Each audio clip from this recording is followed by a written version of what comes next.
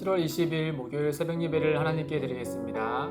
오늘 우리에게 주신 하나님의 말씀 예레미야 7장 1절에서 15절의 말씀입니다. 봉독은 1절에서 7절까지만 읽겠습니다. 여호와께로부터 예레미야에게 말씀이 임하니라. 이르시되 너는 여호와의 집 문에 서서 이 말을 선포하여 이르기를 여호와께 예배하러 이 문으로 들어가는 유다 사람들아, 여호와의 말씀을 들으라. 만군의 여호와 이스라엘 하나님께서 이와 같이 말씀하시되 너희 길과 행위를 바르게 하라. 그리하면 내가 너희로 이곳에 살게 하리라. 너희는 이것이 여호와의 성전이라 여호와의 성전이라 여호와의 성전이라 하는 거짓말을 믿지 말라. 너희가 만일 길과 행위로 참으로 바르게 하여 이웃들 사이에 정의를 행하며 이방인과 고아와 과부를 압제하지 아니하며 부재한 자의 피를 이곳에서 흘리지 아니하며 다른 신들 뒤를 따라 화를 자처하지 아니하면 내가 너희를 이곳에 살게 하리니 곧 너희 조상에게 영원 무궁토록 준 땅이니라. 아멘. 오늘 말씀은 하나님께서 예레미야를 통하여서 유다 백성들 또 그들의 이런 가식적인 행동을 책망하시는 장면입니다. 이 책망하시는 장면 가운데 하나님은 그들에게 과거에 있었던 두 가지 사례를 들어서 오늘날과 비교하여 너희의 행위를 고치라 라고 말씀하고 있습니다. 두 가지 사례가 무엇인가 하면 먼저는 사무엘상 4장에 등장하는 이 실로에서 이 법궤가 블레셋에게 빼앗기는 장면을 말씀하고 있습니다. 그 당시에 제사장은 엘리였고 또 그 엘리의 두 아들 홈니와 비느하스가 있었죠. 하나님께 제사할 때 옳지 않은 모습, 또 엘리는 그들의 옳지 않은 모습을 보고도 그들에게 책망하지 않고 훈계하지 않아서 하나님께 책망을 받았던 그 선지자, 그 제사장이 바로 엘리였죠. 이스라엘이 이제 블레셋에 의해서 패배하자 이스라엘 백성들이 어떠한 행동을 했냐면 이 실로에 있는 법궤를 가지고 전쟁터에 나가며 하나님께서 우리에게 승리를 주실 것이다 라고 믿었습니다. 그리하여서 그 법궤를 가지고 전쟁터에 나갔죠. 그 전쟁터에 나갈 때 이 홈니와 비느하스도 같이 나갔어요. 이 장면을 보아서 상상해 보면은 이 제사장 엘리가 그 법궤를 가져가도록 허락한 것도 우리가 같이 포함해서 생각할 수 있는 것이죠. 어쨌든 간에 그 이스라엘 백성들은 하나님 앞에 옳지 않은 모습이 분명히 있었음에도 불구하고 또 하나님께서 그 전쟁에 관련해서 그들에게 승리를 주시겠다 약속도 하지 않았고 또 그 제사장과 이스라엘 백성들이 하나님께 묻지도 않았습니다. 그럼에도 불구하고 그들은 눈에 보이는 그 법궤를 가지고 가면 승리를 취할 수 있다라고 가정하여서 헛된 믿음으로 그 전쟁터에 나갔죠. 그런 다음에 결과가 어떻게 되느냐? 그들은 패배했고 또 법궤를 빼앗겼습니다. 블레셋에게 빼앗기죠. 그런 다음에 홈니와 비느하스가 그 전쟁터에서 죽었고 그 전쟁터에서 죽은 홈니와 비느하스의 소문을 듣고 엘리라는 제사장도 그 자리에서 의자에서 떨어져서 죽고 말았죠. 그야말로 이스라엘 백성들에게 아주 비극적인 일이 그 사무엘상 4장에 등장하고 있습니다. 하나님은 지금 예레미야를 통하여서 유다 백성들에게 과거 그 실로에서 있었던 일을 기억하라 라고 말씀하고 있죠. 두 번째 다른 사례는 바로 무엇이냐? 이 남유다 백성에게 보다 가까운 일이죠. 더 가까운 시일에 있었던 일입니다. 바로 북이스라엘이 BC 722년에 그러니까 예레미야로부터 한 100년 전에 이 아수르에서 멸망당하지 않았습니까? 하나님께서는 이 호세아와 같은 선지자를 통하여서 이스라엘에게 이 북이스라엘 백성들에게 회개하라, 그렇지 아니하면 쫓겨나리라, 멸망하리라 라고 누누이 경고했습니다. 그럼에도 불구하고 그들은 이곳에 안전하다라는 거짓된 선지자들의 이야기에 귀를 기울이고 하나님의 말씀을 듣지 않았죠. 그래서 결국엔 어떻게 됐냐? 그 북이스라엘이 멸망하고 하지 않았습니까? 그 점을 하나님은 지금 예레미야를 통하여서 7장 15절에 이렇게 말씀하고 계세요. 내가 너희 모든 형제 곧 에브라임 온 자손을 쫓아낸 것 같이 내 앞에서 너희를 쫓아내리라 하셨다 할지니라 라고 말이죠. 그래서 이 두 가지의 사례를 통하여서 하나님은 무엇을 말씀하고 계시냐? 첫째는 이스라엘의 평안 여부는 하나님의 손에 달렸다라는 것이고, 둘째는 하나님은 회개하여 돌아오는 자에게 평안을 약속해 주셨다라는 점을 이 두 가지 사례를 통하여서 그들에게 말씀해 주고 있는 것이죠. 그러나 이렇게 명백한 두 사건이 이렇게 교훈을 주는 사건이 있었음에도 불구하고 예레미야 앞에 있는 또 예루살렘에서 하나님께 예배하러 오는 그 유다 백성들의 모습은 여전히 어리석게도 깨닫지 못한 채 있는 모습을 비춰주고 있습니다. 7장 4절에 보면은 너희는 이것이 여호와의 성전이라 여호와의 성전이라 여호와의 성전이라 하는 거짓말을 믿지 말라.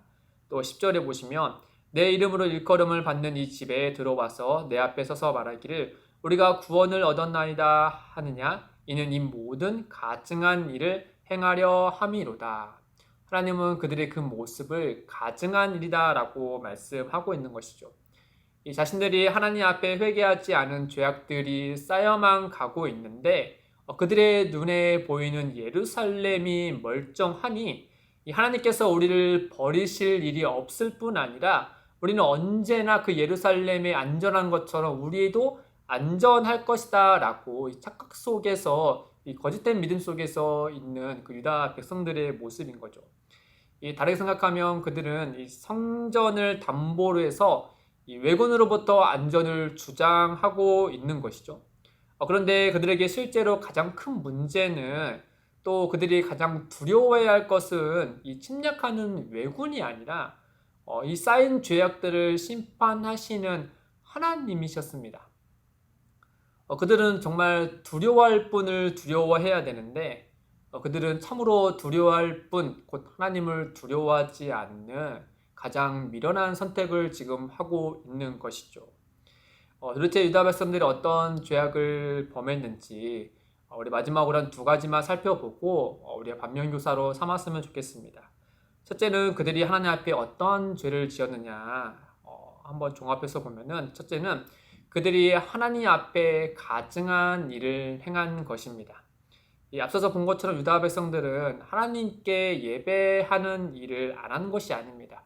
예배하러 오는 이들에게 예레미야가 그들에게 선포하고 있는 것이죠. 그들은 율례와 법도에 따라서 하나님께 예배하러 왔습니다. 그러나 종교적인 예배는 했으나 이 삶의 예배는 하지 않았다는 것을 지적당한 것이죠. 그들은 하나님 앞에 길과 행위를 바르게 하지 않았습니다. 더 구체적으로 보면은 말씀에 있는 것처럼 이방인과 고아와 가부를 압제했고 무죄한 자의 피를 흘렸고 도둑질했고 살인했고 간음했고 거짓 맹세했고 또 우상을 섬기며 거기에 더하여 하나님을 같이 섬겼습니다.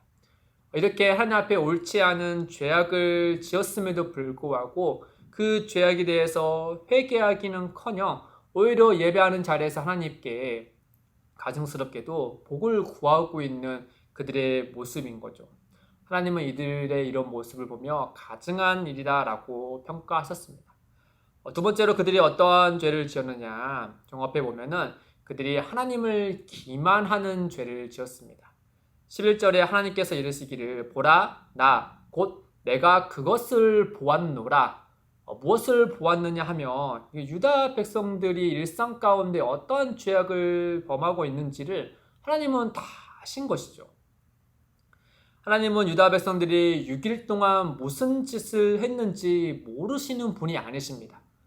또 예배할 때 그들의 마음이 진정 하나님을 경외함으로 예배하는 것인지 그 여부를 모르시는 분이 아니세요. 다 아시는 분이시죠. 그들 또한 하나님이 전지전능하시고 사람의 마음을 다 아시는 분으로 믿고 하나님 앞에 예배하지 않았겠습니까? 그럼에도 불구하고 그들은 그 하나님을 속일 수 있다라고 스스로를 되뇌이면서 하나님을 기만하는 죄를 지은 것이죠. 실로 그들이 하나님이 자신들을 결코 떠나지 않을 것으로 믿고 있다며 진정 하나님이 어떠한 분인지를 간과해서는 안 됐습니다. 하나님이 자신들이 예배를 받아주실 것으로 믿었다며 또 예루살렘의 성전이 안전할 것으로 믿었다며 진정 하나님이 무엇을 기뻐하시고 어떤 것을 싫어하시는지를 간과해서는 안 됐습니다.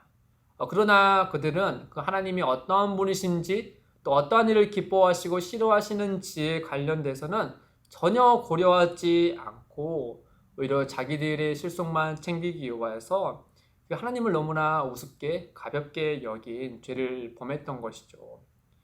사랑하는 성도 여러분, 이는 비단 유다 백성들에게만 해당되는 것은 아닐 겁니다. 실제로 오늘날 우리가 하나님 앞에 예배할 때 서두에 우리가 하나님께 예배에 실패한 적이 얼마나 많이 있습니까? 비단 컨디션이 좋지 않아서 졸거나 집중하지 못하거나 또는 어떤 업무상 주의를 지키지 못한 그것을 말하는 것이 아니라 그보다 더 근본적으로 우리가 하나님께 진정 경배하는 마음으로 진정 하나님을 경외하는 마음으로 하나님 앞에 예배하고 있느냐라는 것이죠. 우리가 진정 하나님을 경외함으로 우리가 예배한다며 우리는 하나님을 두려워할 것입니다.